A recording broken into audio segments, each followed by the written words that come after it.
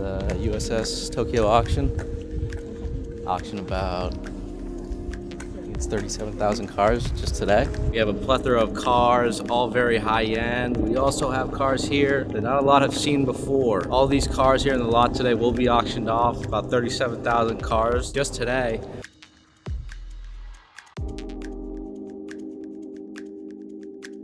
All right, we are here in the USS Tokyo auction house bidding room.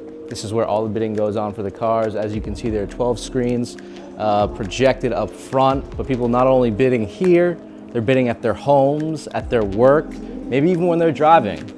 But Lucas is gonna tell us exactly what he's looking for, how it works here, to explain the process better to the US. It's not your typical USA type of auction where there's an auctioneer. Lucas, what would you say probably the biggest difference or how this actually works?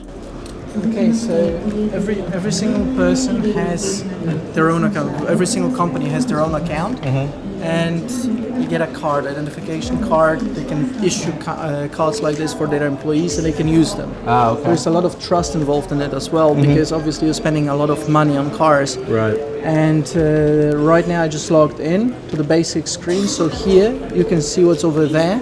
I click on one of those screens, and it turns into one of these. And here you see the auction sheet, the description that many people can also see online. Right. On both of those cars, identification number of those cars, and the current price. This is for the left-hand side, this one's for the right-hand side. All right. And if I press, the price goes up. On a weekly basis, there's something around 140, 150,000 cars being auctioned.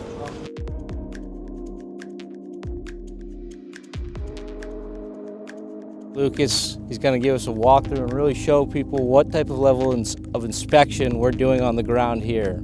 Always make sure to have someone inspect the vehicle before you just try and buy off those 4 pixelated pictures on the auction portal websites, okay?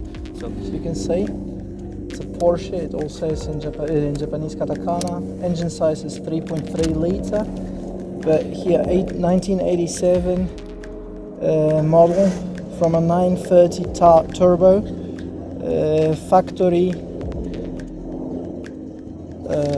Furato nose. So it's a factory flat nose 930 from 1987 model. This indicates that it shouldn't have anything underneath, that it's like suspicious. Okay. Basically a very good quality car. The B, the scale, that's about the interior of the car.